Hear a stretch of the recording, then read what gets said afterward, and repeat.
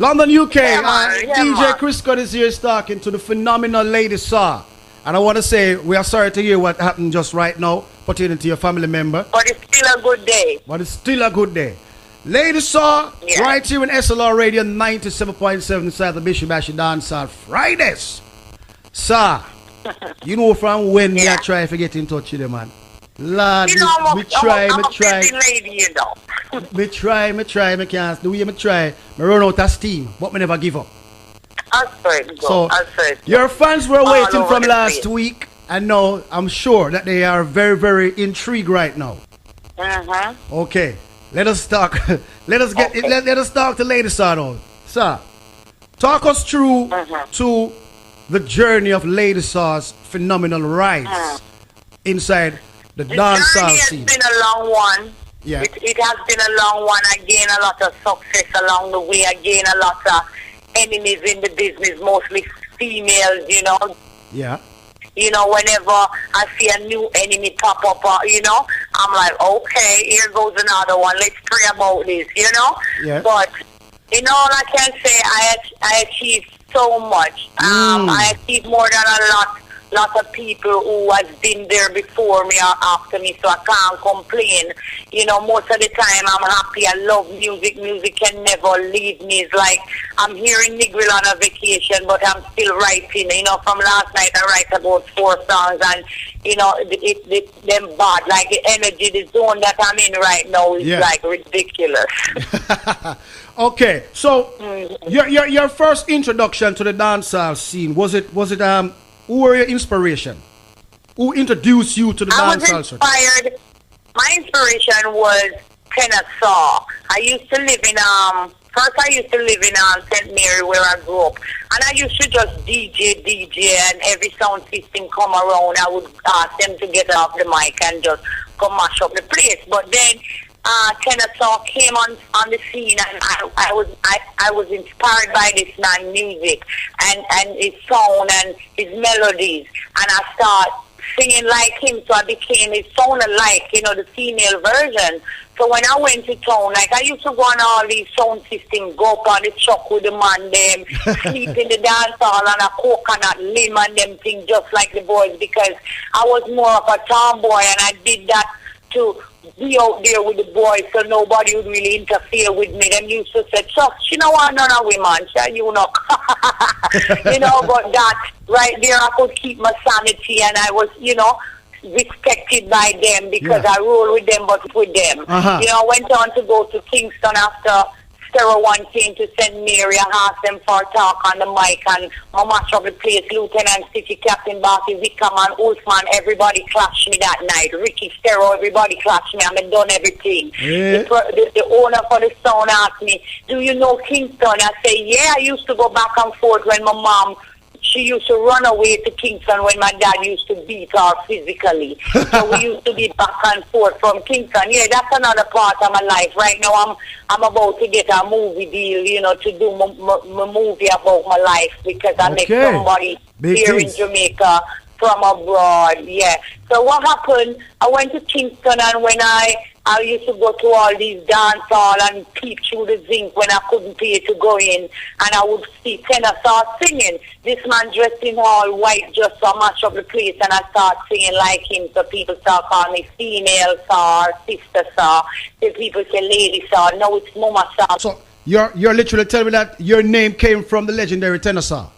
Yes. And he passed away, but I would never give up the name, you know. Hello? Sir? I'm here. Are you hearing me? Yes. Yeah, I can hear you. Yeah. I hear you. I said Kennesaw passed away, but you know that name is so special. It means everything to me, so I would never change my name. You know. I never knew that. I'm so intrigued by you giving me that knowledge and information put into your name. Okay. Yes. Carry on. After a while, I changed from being the Kennesaw sound alike because I wanted people to recognize that I'm multi-talented. It does not, this tenor sound alike. So I started writing and, change my thing to becoming a DJ and lyrics and everything. I remember Pinchers was also living in the ghetto where I was, Maxfield Avenue.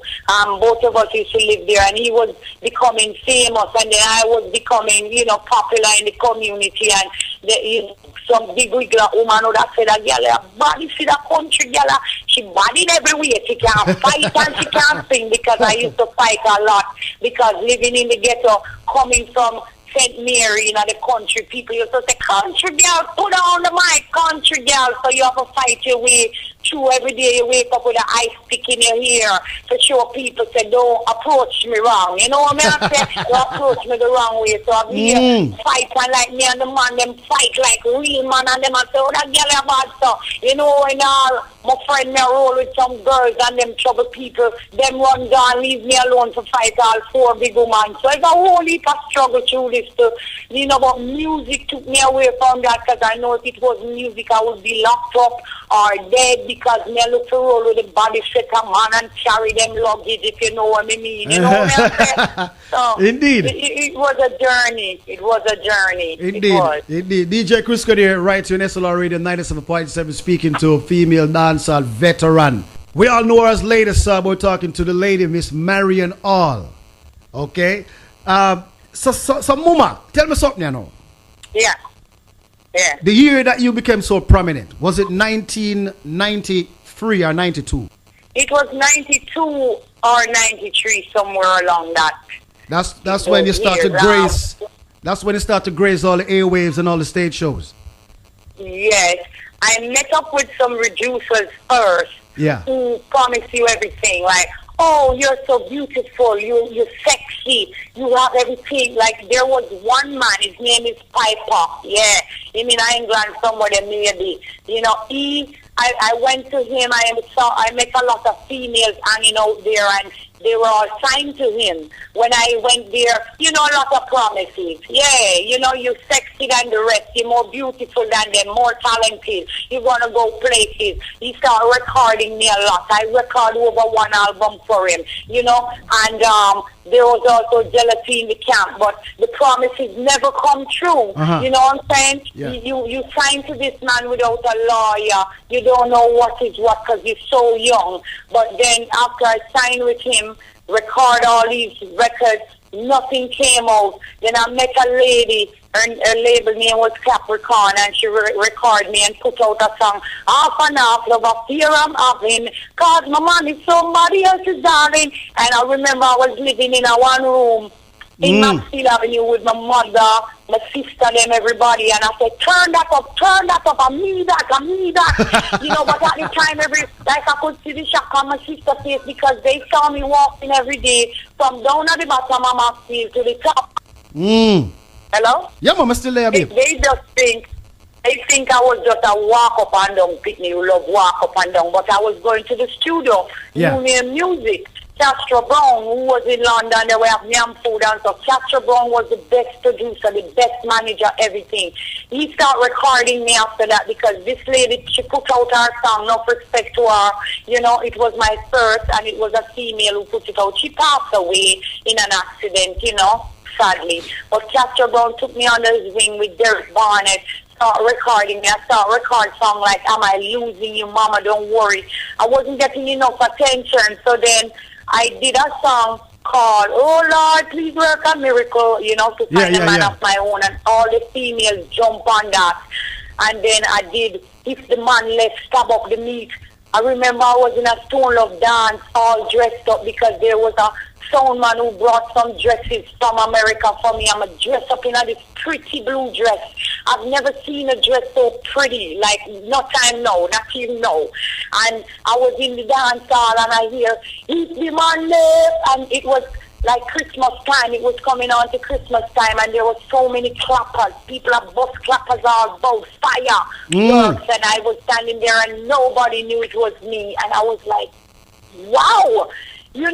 And nobody knew who the artist was. Like, I was in the dance hall, but nobody knew.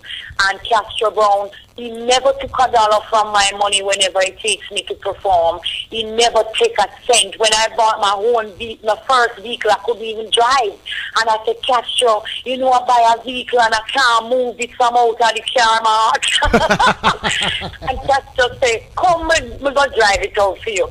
And him pull it up with beer man from down at the studio because it was a open back mixer. And him drive me to Portmore where I was living at the time. Yeah. And him said, guess what? Back out every morning, just reverse out. You go and lick up another wall and lick down on some people, but you will learn. And from there, you know, I drove to Kingston one day and couldn't move from the stoplight. And when I do move, I lick up in a man, you know. But the man says, all right, you know, just face with the damage. So, big up Castro Brown wherever he big is, up veteran you know? producer Castro Brown every time. Yes, yes. All right. Yes. The dominancy of Lady Sauce's career spanned from 1992 right up until now. Among your fellow female peers, how competitive it was for you? It was never competitive at all. You know, I was more rolling with like the boys. The boys had no problem with me. The females had no problem with me. Lady G and Catcher them and all of them was there before. I remember when I was in St. Mary, I would listen cassettes. Like after Sting, them have big Sting and them have a clash with all the females. And them said, this one wins, but my winner was never that one. I remember I choose the other winner because I said, a girl are better than the girl there. You know, but that's just me talking to myself. But I could recognize who was more wicked than the other, but then maybe the other one have connection to whoever and them say, she win, you know? But I had no competition like, I remember one time, I don't know if somebody did tell Lady G, say, you know, try and attack me. So we went to a show in White River Oteries, and I remember Lady G was DJing something about saw. Them a kick up like them named saw, but them a saw dust, you know, and I just went up and say, you know, I sawdust will blind you, you know, you don't see when the furniture man and make furniture, I'm have to cover him nostril because the dust bad for your stomach, you know. Anyway, I remember I started writing a song to, you know, like counteract her, and I was on a plane and Sticks came to me and said, I hear that you're about to, you know, do some things about Lady G and so, and I hear you getting personal.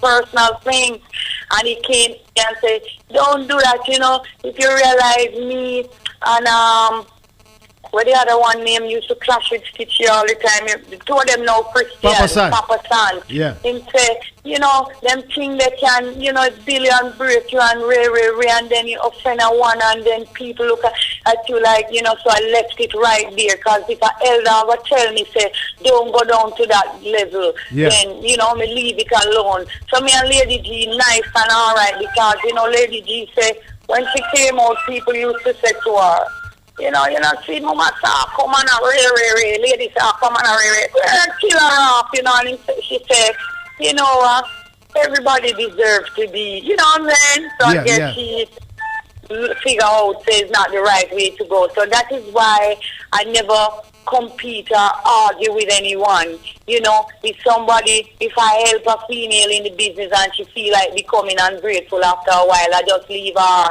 and make she want to live, you know? Because I know me name God, but I did put a helping hand in there, and if you become ungrateful, it's just you have a dirty heart and a dirty mind, you know? So I love everybody, and whoever have a problem with me, I just leave them alone and not be friendly with you. If me and you are friends and you feel like, okay, and them say she had the mama dance hall and you're going to say things like, oh, she could be the mama dance hall and she not have no pick me. Then you violate, so you cut off the friendship. Me don't need you. Yeah? For real.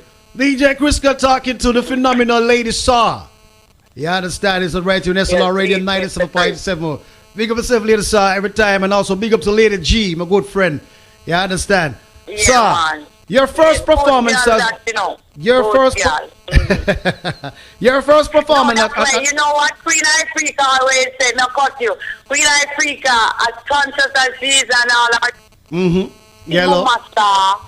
A good girl, you know, love her. Yeah, man. Your first performance at at Reggae Sting, Guinness Sting. Your very first performance. Can you talk us through a little of that? What the experience was like for you the first time you graced Jam World stage? You know, I don't remember if it was Jam World. It was somewhere in Kingston. It was my first performance, and I remember I was wearing a sexy, hot, purple and black skirt suit. But I remember that time it wasn't about us, the young artists. Yeah. It was more about Ninja Man and Super Cat and them man. So them just rush you everybody off of the stage. As somebody come on and boo them and run them.